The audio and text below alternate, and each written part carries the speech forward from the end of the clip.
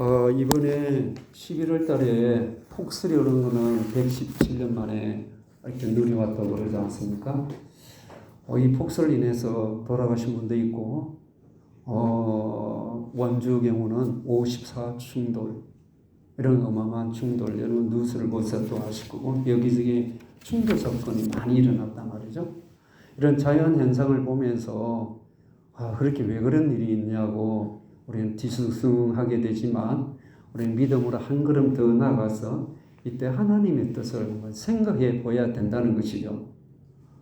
우리는 마지막 때를 살기 때문에 이 마지막 때는 하나님께서 징조를 보여주신다고 그렇게 말씀하셨잖아요. 마지막 때는 여러분 언제라고 생각하세요? 다시 오실 때가 마지막이지만 마지막은 히브리서 9장 26절을 보시면 끝날에 예수님께서 인간의 몸을 입고 이 땅에 오신 날이 그때부터 정말 마지막 때예요. 근데 지금 우리는 마지막 때도 끝 무렵에 있다고들 그렇게 말씀하는 분들이 있거든요. 그러면 이 마지막 때에 예수님이 이제 곧 오시게 되는데 그냥 오시지 않는다는 거예요. 징조를 보여주신다는 거예요. 자연현상 아니면 저 하늘에 있는 우주에 이런 일이 일어나는데 거기에서 그냥 우리가 보기 좋게 일어나면 참 문제가 없는데 두려움과 공포에 쌓일 수밖에 없다는 거예요. 기절하는 일이 일어난다는 거죠. 기절하면 어때요? 정신을 잃어버리지 않습니까? 그죠? 얼마나 충격이 컸으면 이렇게 기절까지 했을까? 근데 우리는 이런 기적이 기절이 막 이렇게 일어나고 하는 이런 일을 보면서 아무리 무섭고 힘들더라도 견뎌야 되지 않겠습니까? 그죠? 믿음은 견디는 거고, 견디기는 왜 견딥니까? 막연하게 견디는 거 아니라 우리는 주님 앞에 서기 위해서 견디는 것이에요. 신앙의 목적은 주님 보좌 앞에 서기 위해서 우리는 어떤 어려움이 와도 서야 합니다. 그게 신앙의 목적이에요. 오늘 본문에서 서 있으라. 서지 못하면 넘어지는 거예요. 오늘 우리 넘어지게 하는 것들이 많잖아요. 육신적으로 질병 걸리면 넘어진 자 아닙니까? 그죠? 또 사람과의 관계 속에서 물질 때문에 시험 들어서 넘어진 자들이 있잖아요. 그 때문에 문제로 넘어지면 안 되는 거예요. 신앙이 약하다는 거예요. 일어나야 되겠죠. 그러면 이 종말에 우주와 자연계에 이상한 일이 일어나는데 일어나지 말아야 하는데 일어나는 거예요. 왜 이런 일이 일어납니까? 하나님의 진노의 심판이죠. 왜 진노하세요? 자비롭고 용서가 많으시고 사랑이 많으신 분이 왜 이렇게 다 편안하게 살기 좋으면 좋은데 왜 이런 일이 일어납니까? 인간의 죄 때문이죠. 이런 자연 현상을 통해서 문제가 생기면 이게 이렇게 있으면 안 되겠다. 정신 차리고 제대로 살아야 되겠다. 나 회개하고 하나님을 찾고 믿어야 되겠다. 이런 생각하면 얼마나 좋겠어요? 이런 것이 깨어있는 거 서 있는 사람들이죠. 그렇지 않다는 거예요. 믿는 자도 안 그렇다는 거예요. 말세. 그러면 우리는 서 있으려면 자연을 돌아가는 우주가 돌아가는 이런 현상을 보고 준비하면서 살아가야 되지 않겠습니까? 25절, 26절 다 같이 합독하겠습니다. 이럴 성신에는 징조가 있겠고 땅에서는 민족들이 바다와 파도의 성난 소리로 인하여 혼란 중에 공고하리라. 사람들이 세상에 임할 일을 생각하고 무서워함으로 기절하리니 이는 아멘. 예. 하늘의 권능들이 흔들리겠습니다. 라고 이렇게 말씀하고 있잖아요. 그러니까 기절하는 이유가 뭐예요? 하늘의 권능이 흔들리는 거예요. 그래서 사람들이 놀래가지고 기절을 한다는 거예요. 하늘에, 그러니까 우주에 해, 달, 별이 징조가 있는데 마태복음에 보면 해가 어두워지고 달빛이 어두워지는 거예요. 빛을 내지 못한다고 말씀하고 있어요. 24장에, 마태복음 24장에.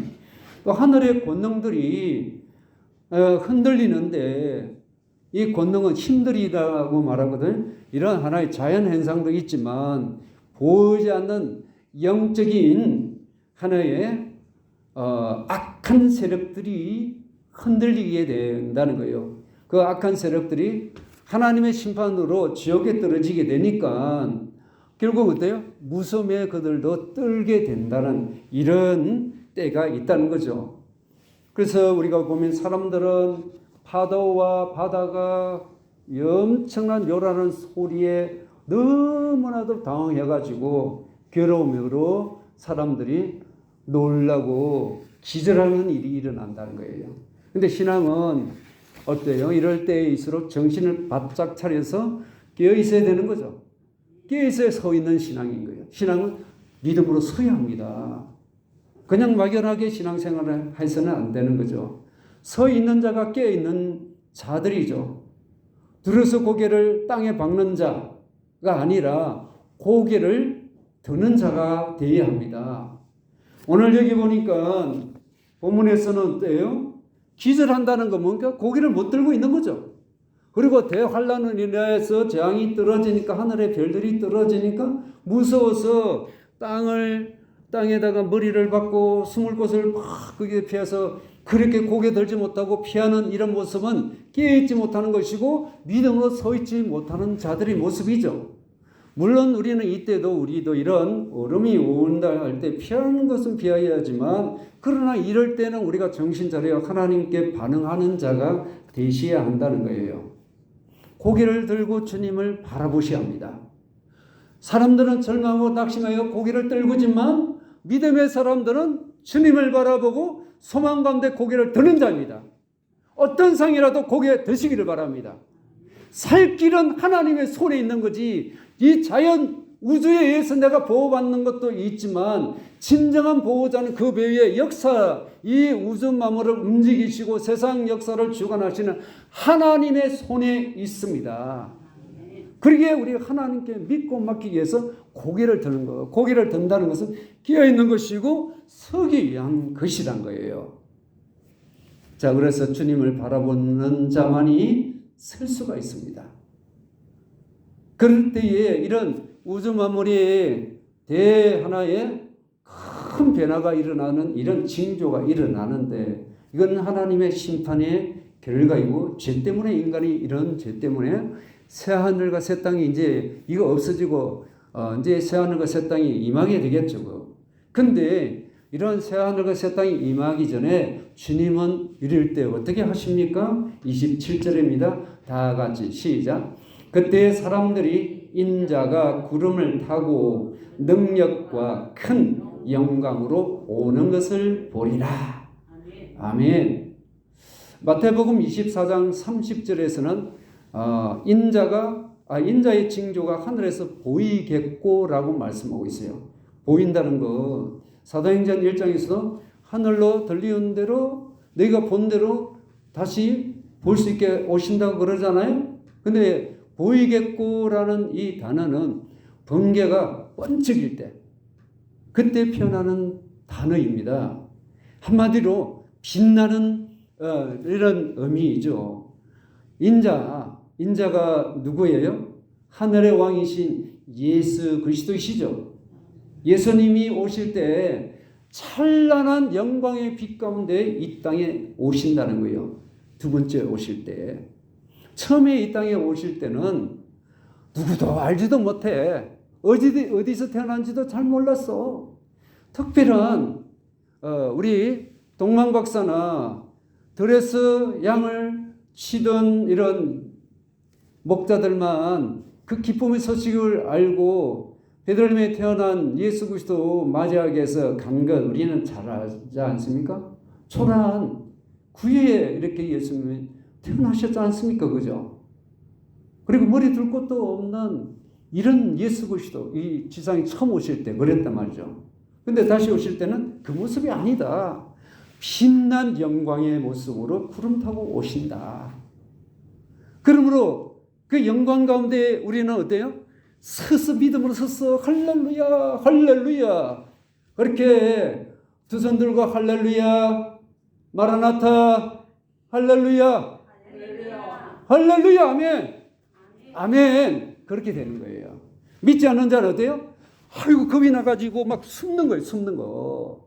야, 숨는 자예요? 할렐루야입니까? 할렐루야가예요. 믿는 자는 두려워하는 날이 아니라 예수 그리스도의 구원자이신 주님을 맞이하는 할렐루야 두 손 들고 이렇게 해야 되는데, 아이고, 나 이렇게 돼. 큰일 나. 나 이렇게 예수 못 맞이해. 그건 아니에요, 신앙이. 내 스스로 엉망이라는 거죠. 믿지 않는 자들이 어때요? 고개를 들고 숨고 피하고 하는 심판 때문에. 우린 구원의 날이에요. 얼마나 복된 날입니까? 그래서 세상에 뭔가를 얻기 원하는 자는 믿음으로 다시 일어나야 할 것이고, 세상에 소망을 두면 고개를 떨군 자예요. 항상 우리 신앙은 하나님께 딱 고개를 거기다가 맞추고 사는 자가 되는 자는 내 삶의 어떤 자리에 있다 할지라도 고개를 든 자, 서 있는 신앙이 될 수 있다는 거예요. 믿지 않는 자는 웃어서 숨고 머리를 땅에 박지만 우리는 소망으로 고개를 주님 향해서 드는 자입니다. 왜 고개를 듭니까? 주님 앞에 서기 위해서예요. 그날 주님을 만나는 날, 주 예수여 어서 오십시오, 할렐루야, 영광의 날, 주님을 기쁨으로 만나는 날이에요. 얼마나 신날까? 최고의 날이에요. 이 세상에 어떤 날도 비교할 수 없는 최고의 날을 여러분 그날 맞이하기를 바랍니다. 왜 우리는 고개를 들려 합니까? 속량이 가깝기 때문에 그렇습니다. 네, 한번 28절을 합독하겠습니다. 이런 일이 되기를 시작하거든 일어나 머리를 들라 너희 속량이 가까웠느니라 하시더라. 아멘. 하늘과 땅에서 무서운 이런 징조 사건들이 일어나면 사람들은 무서워서 고개를 떨구지만 믿음의 사람은 고개를 드는 거예요. 고개 들기를 바랍니다.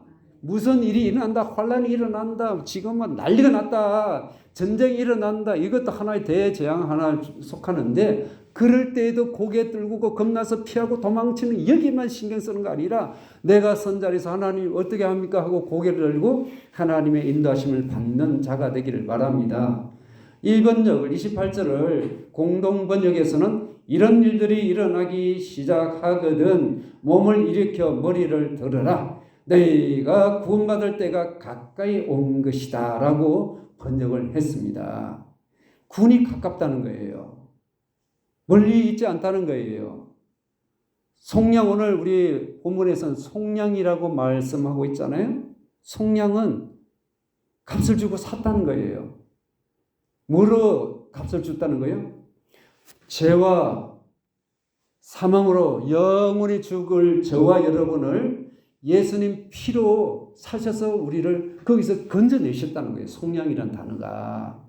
그래서 나는 예수님 거예요. 예수님 나를 사셨어. 내 몸 내 것이 아닙니다. 내 영혼 예수님 것임을 믿습니까? 그래서 주님 하는 거 주님 것이란 거예요. 주님께 속한 거예요, 우리는. 그러면 내 마음대로 살면 안 되는 거예요. 주님께 맞춰 살아야 되죠? 주님께 맞춰 사는 것이 깨어있는 자고 서 있는 신앙입니다. 그러니까 주님이 오시면 완전한 구원의 날이거든요. 주님이 재림하실 때는 우리 영은 구원받았는데 구원도 영도 구원이 완성되는 날이고, 그리고 이 육신은 어때요? 육신도 썩지 않는 몸으로 확 바뀌시는 거예요. 이게 완전한 구원이죠. 그러나 믿지 않는 자는 어떻습니까? 그들도 부활을 하지만 영원한 행보를 받기 위해서 그들은 이렇게 부활하는 것이죠. 심판 부활로 일어나게 되는 거죠. 근데 그들은 서 있지를 못한다고 말씀하고 있잖아요. 주님이 반가운 분이 아니시오. 심판에다가 심판받고 지옥에 던져지기 때문에, 아니 지금 얼마나 시간을 우리 하나님께서 시간을 주고 계시잖아요. 너 심판받지 않고 피하도록 회개하고 예수님 영접하면 돼. 이렇게 말씀하고 계시잖아요. 우리는 심판대 옆에 서긴 서지만 지옥이나 이렇게 들어가기 위해서 심판대 서는 자가 아니라 하나님의 상급을 받기 위해서 주님의 심판대 앞에 서는 것이죠. 우리는 어디에 서는 자입니까? 예수 그리스도의 보좌에 하나님 얼굴을 바라보는 곳에 서게 되는 거예요. 그게 천국이죠.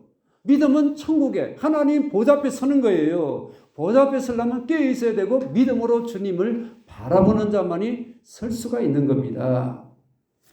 그런데요, 믿지 않은 자는 영광의 주님을 바라볼 수 없는 것이죠. 기피하고 피할 수밖에 없지만, 그런데 주님의 눈에서 피할 사람이 있어요? 영원히 피할 수 없는 영원한 형벌의 자리에 떨어지게 되는 거죠. 그러면 누가 고개를 드는 자입니까? 하나님께 소망을 두는 자이죠. 아무리 힘들고도 다시 오실 예수님을 기다리는 자는 우리는 말씀 가운데 설 수가 있습니다. 그러므로 여러분 말씀을 붙들고 날마다 경각에 서 있기를 바랍니다. 왜 우리가 주님 말씀에 이렇게 집중하고 서 있어야 합니까? 예수님께서 마지막 때에 무화과나무의 비유를 말씀하셨기 때문에 우리가 말씀을 통해서 우리 주시기 때문에 이 말씀은 영원하지 않습니까? 그죠? 그래서 우리가 말씀으로 서 있어야 합니다. 그러므로 우리 한번 29절에서 31절은 무화과나무 비유인데, 이 무화과나무 비유는 주님이 오시는 징조를 알려주는 비유입니다. 그 비유를 아시고 29절에서 31절을 같이 읽겠습니다. 시작.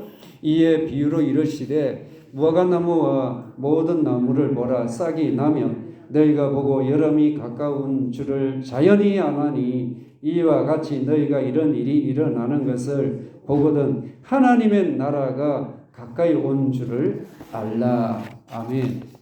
나뭇잎을 보면 여름이 가까이 이제 있다는 것을 알게 되지 않습니까? 자연의 변화를 우리가 자연을 통해서 아는 것처럼 영적인 계절의 변화를 알아야 된다는 거예요. 영적 계절의 변화, 징조, 자연을 통해서 징조를 통해서 영적으로 민감해서 알 수 있기를 바랍니다. 영적 계절의 변화, 징조를 모르면 안 되는 거죠. 분명히 예수님 오시기 전에 이런 하늘에서 우주적으로 별이 떨어지고 막 해가 어두워지고 달도 어두워지는 이런 어마어마한 이런 징조가 나타나고 바다에 땅에는 지진이 일어나고 큰 곳곳에서 전쟁이 일어나고 전염병이 일어나고 지금 뭐예요? 그거 다 이게 주님 오시기 전에 하나의 징조들이죠. 그러니까 징조를 보고 세상을 볼 수 있는 말씀 가운데서 볼 수 있는 이런 말씀의 눈으로 볼 수 있기를 바랍니다. 이게 영적 계절을 읽을 줄 아는 신앙인 거예요. 이런 자가 깨어있는 것이죠. 영적 계절을 아는 자는 깨어있는 자이고 깨어있는 자는 내 영적 상태도 점검하는 거예요. 여러분 몸이 안 좋으면 병원에 가면은 우리가 또 건강 진단을 하지 않습니까? 어디가 약합니다. 어디 보완해야 합니다. 이 부분은 치료해야 됩니다. 이렇게 진단을 하듯이 내 영적 상태를 기도와 하나님 말씀으로 진단도 할 줄 알아야 되는 거예요. 세상이 돌아가고 세상이 이런 몸이나 이런 것은 빠꿈이 돼가지고 거기를 신경 쓰고 잘 알지만 내가 영적인 상태는 모르고 있다. 영적 계절의 변화를 모르고 있다. 이 마지막 때의 계절에 우리의 시즌에 왔는데 그것도 모르고 살아간다. 있을 수 없는 문제 아닙니까? 너무 이거는 심각한 문제 아닙니까? 깨어 있다고 서 있다고 신앙이라고 말할 수 있을까요? 그건 아니잖아요. 주님 여기 보면 나뭇잎이 봉우리 잎사귀를 내고 봉우리가 막 이렇게 피면 적시 변화 그렇게 한순간에 다 이렇게 변화되지 않지 않습니까? 시간에 변화가 있다는 거죠. 시간이 돼야 변화된다는 거 아닙니까? 이 마지막 때의 인자도 반드시 오긴 오는데 시간, 때에 맞추지 말고 그거는 그렇게 하는 건 다 거짓말이니까 계절의 변화가 있듯이 영적인 계절이 있다. 그것은 하나님의 말씀이 선포되는 이것이 바로 복음의 여름인 줄 알라. 할렐루야.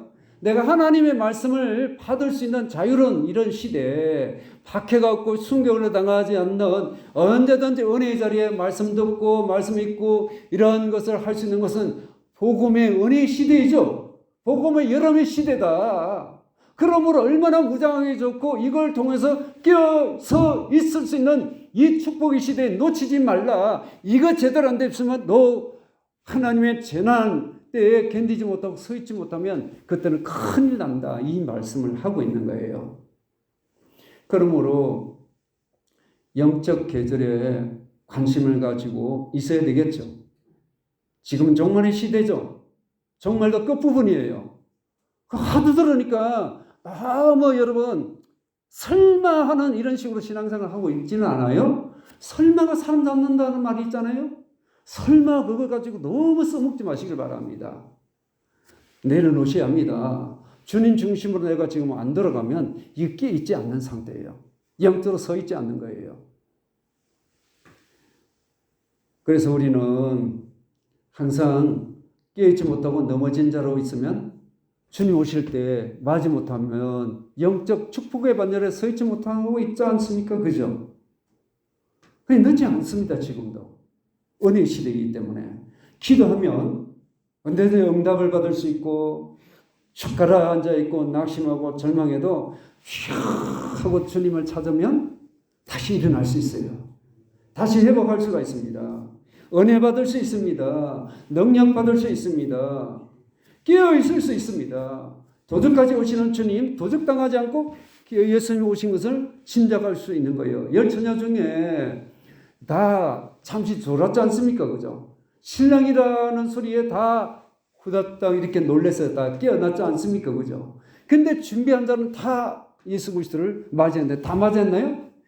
다섯은 맞이 못했어요. 두 사람이 맷돌 가다 한 사람 들림받고 한 사람은 들림받지 못해서 다 들림받다고 착각하지 마시기를 바랍니다. 준비한 자, 깨어있는 자, 서 있는 자만이 들림받고 주님, 영광의 주님을 맞이할 수 있다. 신앙은 하나님 보좌 앞에 서는 거예요. 하나님 보좌 앞에 서지 못하면 심판대 앞에 서면 이보다 더 어마어마한 수치와 부끄러운 상태가 아니겠습니까? 하나님의 영광 앞에 설 수 있는 모두가 되시기를 바랍니다. 그러면 보세요. 우리 주님은 내 말 우습게 여기지 마. 분명하게 알아들어. 꼭 명심해 하라는 이 말씀으로 32절을 말씀하고 계십니다. 32절 다 같이요. 내가 진실로 너에게 말하노니 이 세대가 지나기 전에 모든 일이 다 이루어지리라. 아멘. 이 세대는 1차적으로 그 당시 예수님 예루살렘을 향해서 말씀하셨던 이 말씀인데, 감난산에서 예수께서 이제 예루살렘 멸망을 말씀하셨거든요. 예수님이 이렇게 주 30년 내게 그때 이제 이렇게 세상에서 이렇게 주의 나라를 이제 이루 가셨잖아요. 그죠? 근데 그리고서 70년 로마에서 멸망받은데 40년 사이에 예루살렘이 완전히 폭삭 멸망했단 말이죠.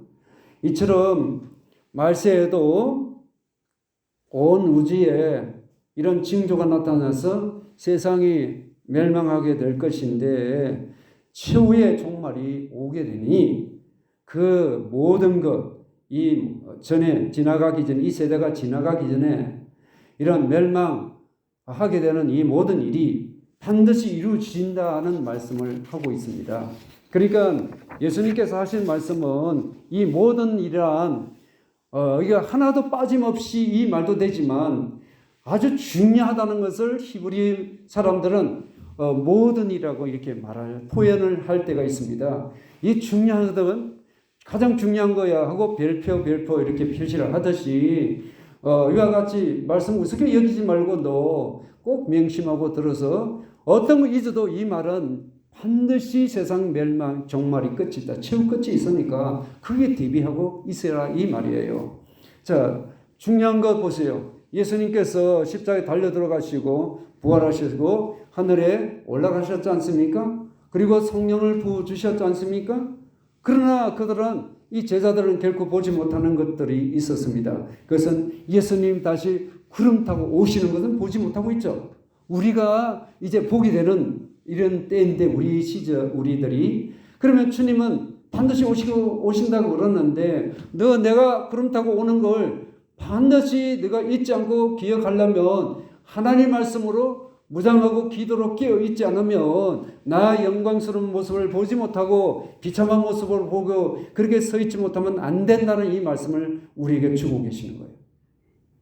깨 있어야 되겠죠. 그러니까 집에서나 일을 하시거나 우리가 거리를 또 이렇게 왔다 갔다 하는 차를 타고 왔다 갔다 할지라도 항상 주님을 묵상하셔야 합니다. 주님 말씀을. 그러면 보세요. 주님께서는 이 세상 멸망은 없어지지만 내 말은 그렇지 않다고 말씀하시거든요. 또 못 박아서 말씀하고 계셔요. 우리 33절 다 같이요. 천지는 없어지겠으나 내 말은 없어지지 아니하리라. 아멘. 이 말씀은 심판 재앙으로 하늘과 땅은 싹 없어진다는 거예요. 없어져도 예수님 말씀은 안 없어진다는 거예요. 영원하다는 거예요. 그러므로 예수 믿는다는 것은 눈에 보이는 거 물질 세계에 붙들고 사는 거 아니에요. 영원히 없어지지 않는 예수 그리스도, 영원하신 예수 그리스도, 할렐루야. 영원한 하나님의 말씀을 붙들고 사는 것이 믿음이에요. 이런 자가 서 있는 자고 깨어 있는 신앙입니다. 세상 붙들고 뭐 욕심 부리고 그것 때문에 마음 상하고 찢기고 시험 드는, 이건 서 있지 못하는 거예요. 그런 자가 되지 않기를 바랍니다. 그러므로 영원한 것, 세상은 없다. 오직 살아계신 하나님과 우리의 영들이고 하나님 말씀이라는 거예요. 그 영이 영원한 것이지만 영원한 지옥이 있고 영원한 천국이 있잖아요. 하나님 말씀에 믿고 순종하는 자는 영원한 천국에 가지 않습니까? 그죠? 그러니까 믿음으로 산다는 것은 영원한 걸 붙드는 자예요. 이 영원하지 않는 거 붙들고 사는 것은 내 믿음이 말씀 앞에 서 있지 못하고 주님 앞에 서 있지 못하는 거예요. 하나님 보좌 앞에 설 수 있는 준비가 아직 안 됐다는 거예요. 신앙은 하나님 보좌 앞에 그분의 얼굴을 바라보는 거 아닙니까? 보이지 않는 하나님을 바라보고 신앙생활하는 거예요. 그러기 위해서 우리에게 하나님 영원히 없어지지 않는 말씀을 우리에게 주시고 성령을 우리에게 주셨습니다. 그러므로 믿음으로 살지 않으면 눈에 보이는 거 붙들려고 그게 마음 쓰고 그게 신경 쓰고 몸부림치게 된다는 거예요. 물론 그것도 우리가 소리해서는 안 되죠. 그것이 전부가 돼서도 안 되고 주님과의 관계 속에 그게 저울질해가지고 이게 더 중요해. 주님보다 더 중요하면 이건 깨있지 못하는 것이라는 거죠. 우리는 언젠가는 손을 내려놓아야 할 때가 옵니다. 그런데 어제 예수 그리스도 이름 할렐루야 붙들고 가는 거 아닙니까? 진리 붙들고 가는 거 아닙니까? 그죠? 그러므로 붙잡아야 할 것은 영원하신 하나님 말씀. 천지는 없어져도 내 말은 없어지지 않는다. 지금까지 이렇게 예수님 재앙이 있고 대변화가 일어난 이 말씀도 없어지지 않는다라는 거예요. 그럴 때 너는 준비하고 서 있는 자가 되어야 신앙이 되어야 한다. 신앙은 서 있는 거예요. 예수님 앞에 우리가 서기 위한 것이 신앙생활입니다. 예수 말씀을 붙들지 않으면 넘어지게 되기 쉽죠. 그죠? 말씀 없으니까 감정으로 내 생각으로 판단하고 내 감정대로 일처리하고 경험으로 일처리하게 되어 있다는 거예요. 그러나 하나님 말씀으로 내 가슴에 내 생각에 있으면 내가 잘못된 생각과 판단을 해도 이건 아니나 하고 내려놓고 말씀을 붙들고 말씀대로 내가 실천하는 거예요. 이런 자가 서 있는 자고 영원한 하나님의 반석이신 말씀 위에 서 있는 자입니다. 이런 자가 깨어있고 보좌 앞에 설 수 있는 거예요. 여러분 다 그렇게 되기를 바랍니다. 말씀은 성령의 감동으로 된 거예요. 하나님 영으로 이렇게 기록된 것이죠. 사람을 통해서 기록하신 거 아닙니까? 말씀은 생명이시죠. 말씀은 영원한 진리시죠. 말씀을 통해서 읽고 듣고 보고 하면 영적 에너지를 얻게 됩니다. 영적 에너지. 우리가 핸드폰에도 충전하려면 이게 배터리를 전기 코드에다가 탁 꼽아야 에너지가 충전되듯이 하나님 말씀으로 기도로 영적 에너지가 충전되기를 바랍니다. 하늘의 에너지를 받으셔야 되는 거예요. 하늘의 에너지 아니고 세상의 에너지는 너무 많이 받아가지고 육적인 것은 너무나도 힘이 있고 나이가 많아도 요즘 힘이 있었어. 젊은 사람 됐어요. 그러니까 죄 짓는데 얼마나 죄를 짓는지 몰라요. 그래서 우리가 믿음으로 영적으로 건강하는 것 좋죠. 의롭게 살아야 되지 않습니까? 그죠? 근데 누구나 믿음으로 일어날 수가 있습니다.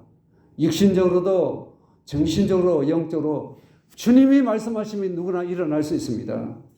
38년 된 환자 베데스다 연못에 누워있던 자 아니었습니까? 예수님 어느 날 찾아오시는데 그날이 언제예요? 안식일, 오늘 말하면 주일이에요. 안식은 쉼의 날이죠. 삶의 모든 것을 멈추고 주님을 맞이하고 주님을 만나는 시간 아닙니까?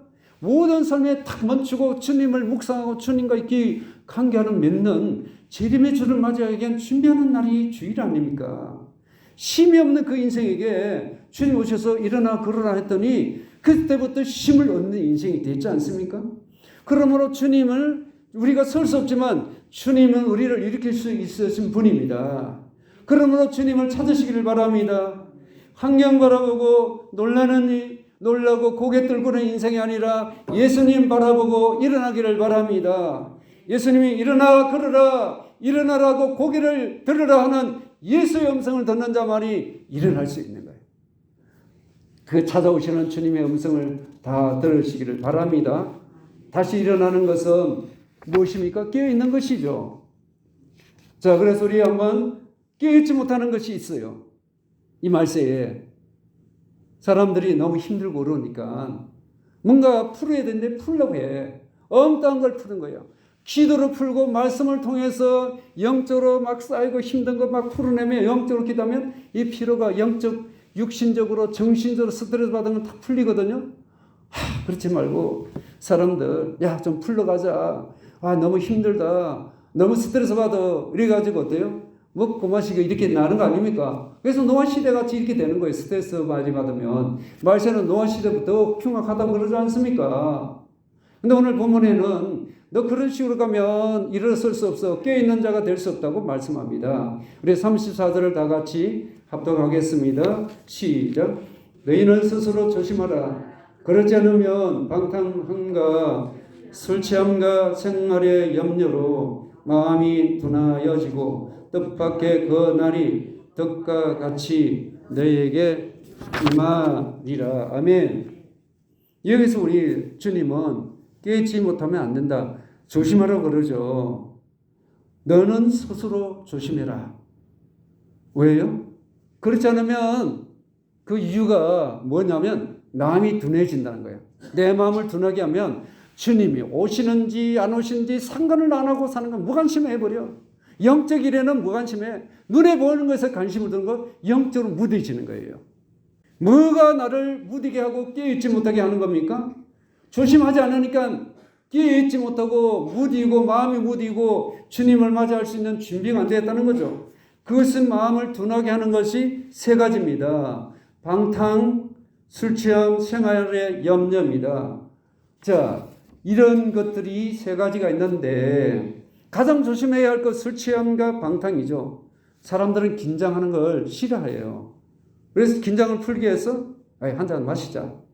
이렇게 하다가 보면 한 잔, 두 잔 하다 보면 홀짝홀짝 마치면 어때요? 방탕하게 되는 거죠. 이리저리 헤매게 되는 거 아닙니까? 자기 마음대로 해버리게 되잖아요. 기분 풀이 한다고 에이 그래 한번 그래 봤자 뭐 그런다고 하늘이 구멍이 나겠어? 그런다고 뭐 큰 문제가 있겠어? 그런 식으로 한잔하고 이렇게 하다 보면 자기도 모르게 방탕하게 되는 거예요. 근데 이 방탕이란 라틴어로 중독에 해당되는 단어입니다. 중독은 많은 사람이 고통을 당하잖아요. 요즘 보니까 우리나라 젊은이들이 그리고 또 많은 사람들이 알코올 그리고 마약, 성중독, 여러 가지 일중독 다양하게 많은 중독에 빠진 사람들이 많습니다. 자유롭지 못해요. 영혼이 중독에 빠져 있으면 깊은 잠에 빠지기 때문에 거기서 헤어나야지 못하는 것이죠. 근데 그 배후에는 영적 어둠의 세력이 딱 역사하고 있다는 거예요. 그러니까 이런 것에서 벗어나려면 영적 전쟁을 해야 되는데 스스로 안 되는 거예요. 전문가한테 상담을 받고 하나님의 역사 속에 치유를 받아야 되는 거죠. 그리고 생활의 염려입니다. 염려는 마음이 짓눌린 거예요. 먹고 사는 문제 이런저런 신경 쓰다 보니까 마음이 콕 눌러가지고 바위 같은 것이 이 염려라는 것이 딱 눌러버리니까 마음이 둔해진 거예요. 욕심을 내고 세상에 욕심내고 세상 사람들 하는 대로 따라가다 보니까 그래 먹고 살 것 같으니까 이 세상을 거슬러 살아야 우리가 깨어있는 자인데 그러니까 그렇게 살다 보니까 주님과 상관없이 주님 언제 오셔서 나 하나 정도 그냥 모른다고 그렇게 하실까? 아니에요. 분명히 성경 말합니다. 들림 받는 자가 있고 들림 받지 못하는 자가 있다고 성경 분명히 우리에게 말씀하십니다. 들림 받는 자가 되기를 바랍니다. 깨어있는 자가 되셔야 합니다. 늘 우리는 경각에 서 있는 신앙이 되어야 합니다. 그래서 우리가 항상 우리가 깨어 있어야 되는데 마음이 떠나면 그날이 갑자기 덫처럼 우리에게 덮친다는 거예요. 뭐가요? 재앙이 덮쳐버리는 거예요. 그러니까 피할 수도 없는 거예요. 근데 이 심판과 형벌은 모든 나라와 민족 위에 구별 없이 내리신다는 거예요. 35절입니다. 다 같이요. 이 날은 온 지구상에 거하는 모든 사람에게 임하리라. 아멘. 이 지구상의 모든 사람에게 이 재앙이 임하는데 나 하나 정도 피하게 하시지 않겠어? 라고 이렇게 생각하면 착각이란 거예요. 그러므로 우리가 이 재앙의 날에 임하는 것을 준비를 해야 되지 않겠습니까? 그죠? 준비하는 자만이 그때 깨어있는 자가 된 자만이 피할 수 있는 어떤 길이 있겠죠. 그죠? 자, 그런데 보세요. 이렇게 피할 수 있는 자는 아무도 없는데 그럼에도 불구하고 우리 예수님은 어떻게 하라고 그러세요? 우리 36절입니다. 시작. 이러므로 너희는 장차 올 이 모든 일을 능히 피하고 인자 앞에 서도록 항상 기도하며 깨어 있으라 하시니라. 아멘. 우리가 항상 깨어 기도해야 할 이유가 뭡니까? 목적이 뭡니까? 이런 일을 피하고 서 있기 위해서. 이런 재앙을 피하고 서 있기 위해서. 선다는 것은 어디에 서는 거예요? 하나님의 보좌 앞에 서는 걸 말하는 거예요. 하나님의 보좌 앞에, 심판대 앞에 서는 자가 아니라 하나님 보좌 앞에 서야 되는 것이죠. 그러므로 여러분, 이와 같이 깨어있는 자만이 설 수 있습니다. 그런데 깨어있지 못하게 하는 것들이 있다는 거예요. 그것이 뭡니까? 바로 술 취하고 방탕, 뭔가 중독에 그거 안 하면 불안하고 정색이 있다면 이 중독 현상인 거예요. 그리고 생활 늘 염려하는 거, 이거 깨어있지 못하는 신앙이라는 거죠. 그럼 어떻게 해야 됩니까? 이런 것을 벗어버리고 던져버려야 되겠죠. 그죠? 만일 장차 올 이 모든 일에 대재앙에 세상에서 믿던 모든 것을 다 그때는 어때요? 없어지는 거예요. 붙들고 있는 거 없어지는 거예요. 다 사라지는데 이런 심판을 우리가 받지 않고 예수님 앞에 서야 되지 않습니까? 죄악의 잠에 우리가 빠지지 않아야 됩니다. 미래는 준비하는 자들의 것이라는 말이 있지 않습니까? 준비된 만큼 우리의 미래는 영광스러운 것이 주어질 것입니다. 사람들은 보세요. 결혼식도 준비합니다. 애를 낳을 산모도 출산에 준비를 합니다. 각종 시험에도 준비합니다. 밤샘 치면서 준비하잖아요. 근데 주님 앞에 서야 할 준비는 안 하는 거예요. 내가 할 것은 막 준비해. 물론 그것도 필요하죠. 하지 말라는 거 아니에요.